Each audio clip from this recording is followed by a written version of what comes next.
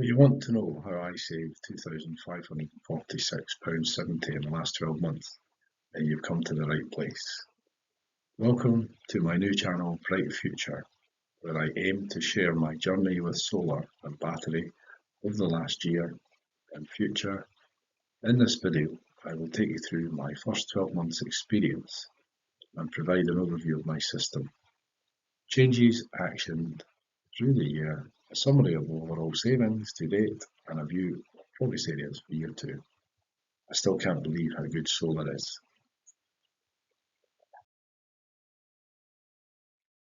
This consists of 17 to 420 watt panels on a south-facing roof, along a GivEnergy 3 Gen 3 5 kW inverter paired with a GivEnergy All-in-One gateway, which is a 13.5k battery.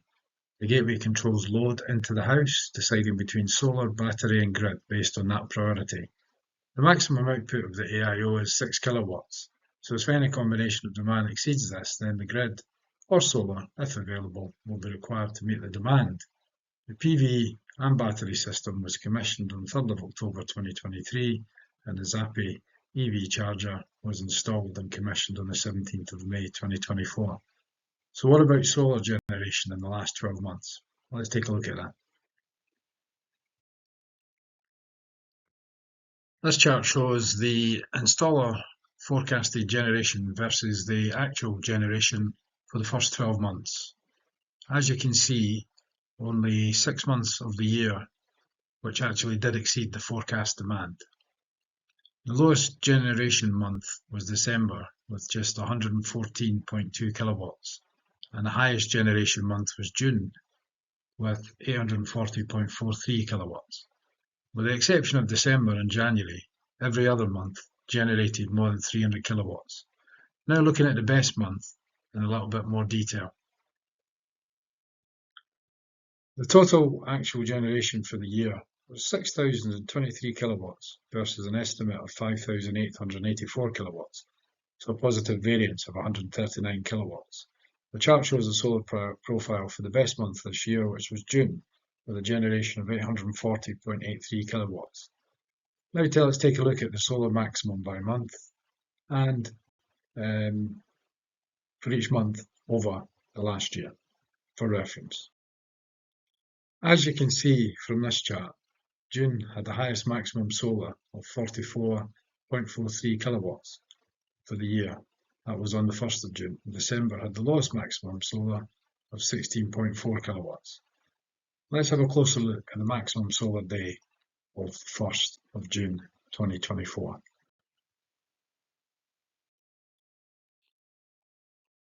This is the profile for 1st of June, showing the solar generation over the day in yellow, with the load over the day in green, and the red above the line showing export generating income during the peak period.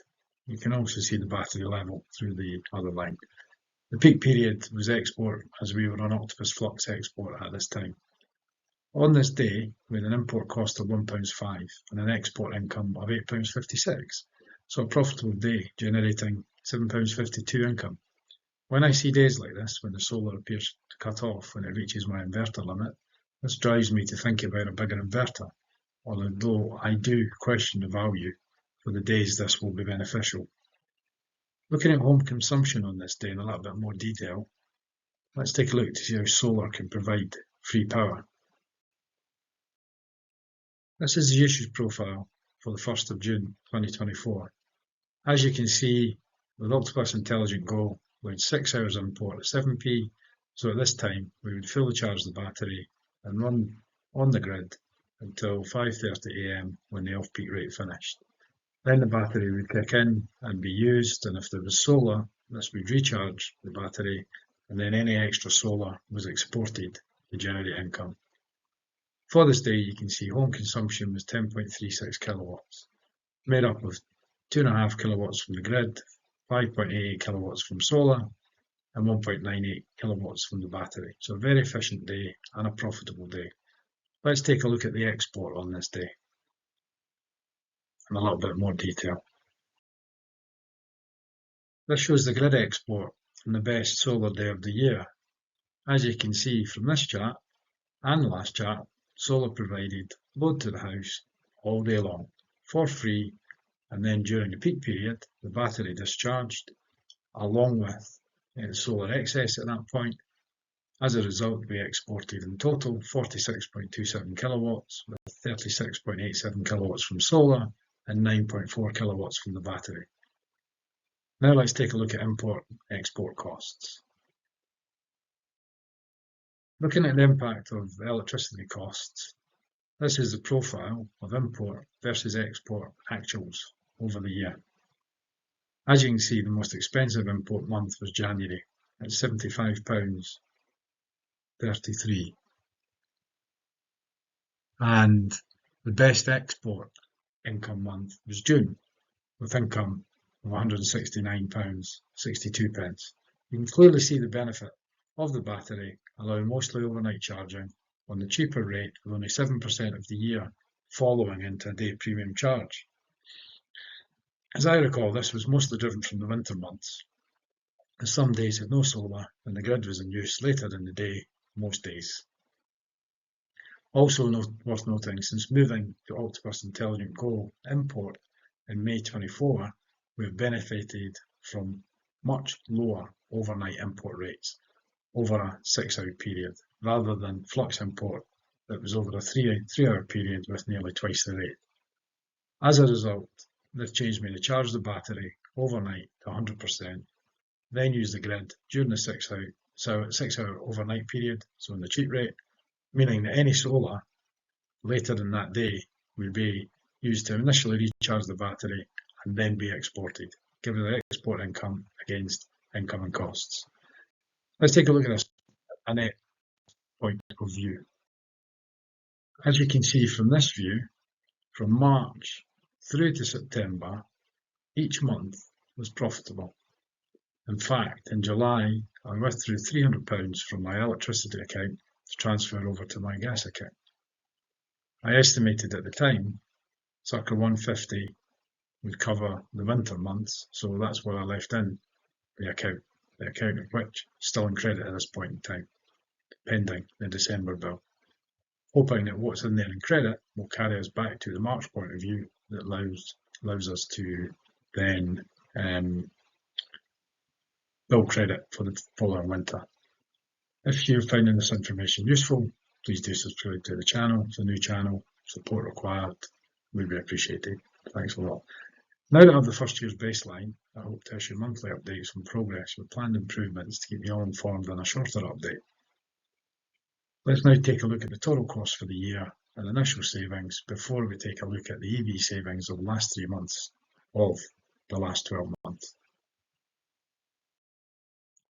So, looking at the overall import-export cost position for the first 12 months, in total, we imported and paid £539.03 for that in the first year. However, we generated £996.34 income, which results in a net income position of £457.31. If we consider the do nothing scenario instead of the do solar scenario, what would our annual costs have been? Let's take a look at that. So, analysing the last 12 months import against the do nothing position, using the British Gas variable electricity rate as it changed over the year, this would have resulted in a first year cost, last 12 months, of £1,304.45.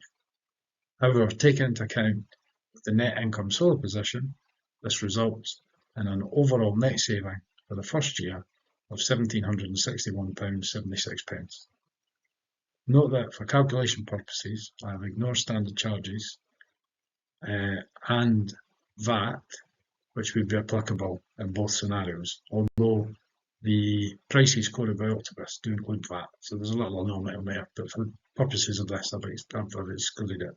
Now, for a great deal, if you're not already an Octopus customer.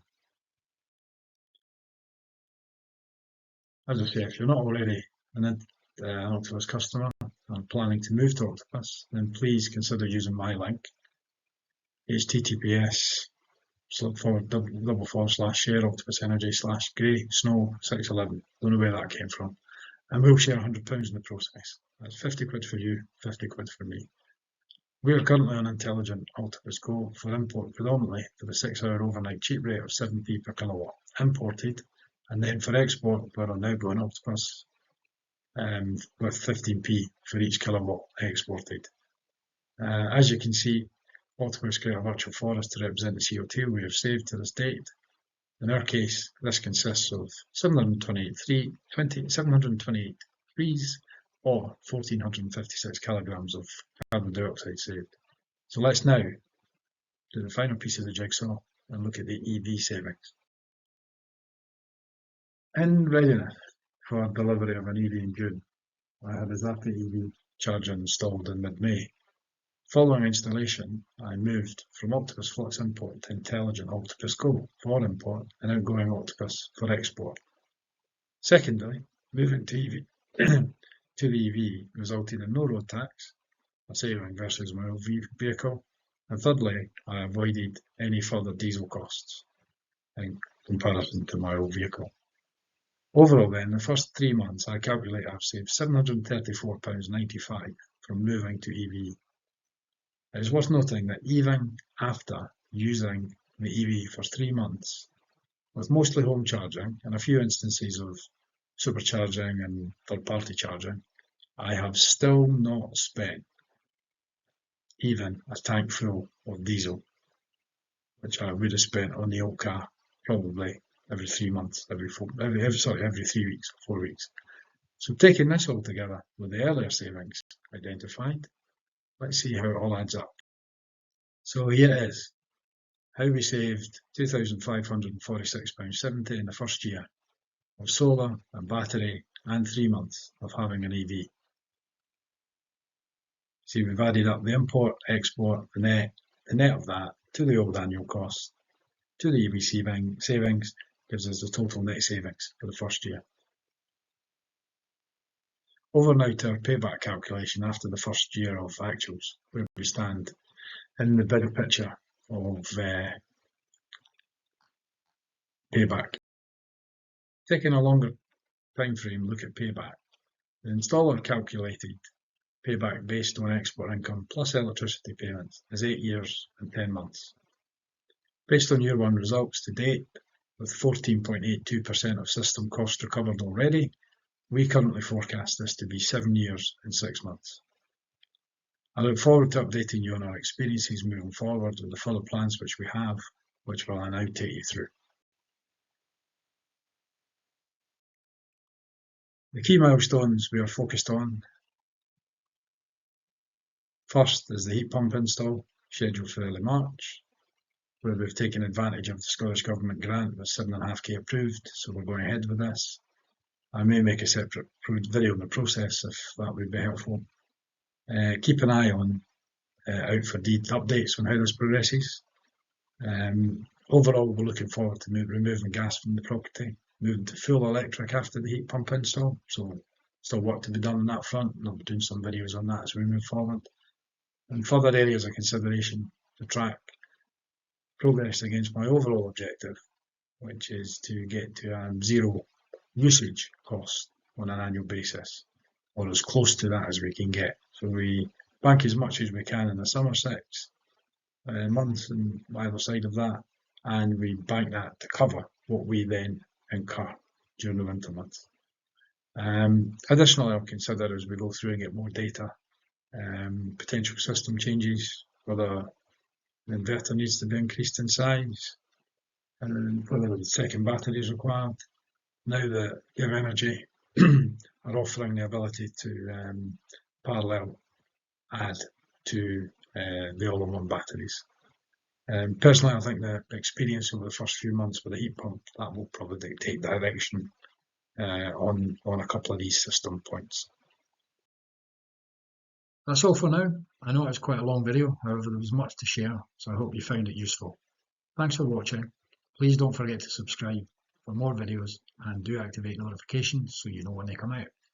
Thank you again. Remember, if you're not already using Octopus, make sure to use my link so we can share that 100 quid and get £50 each. Until next time, bye bye.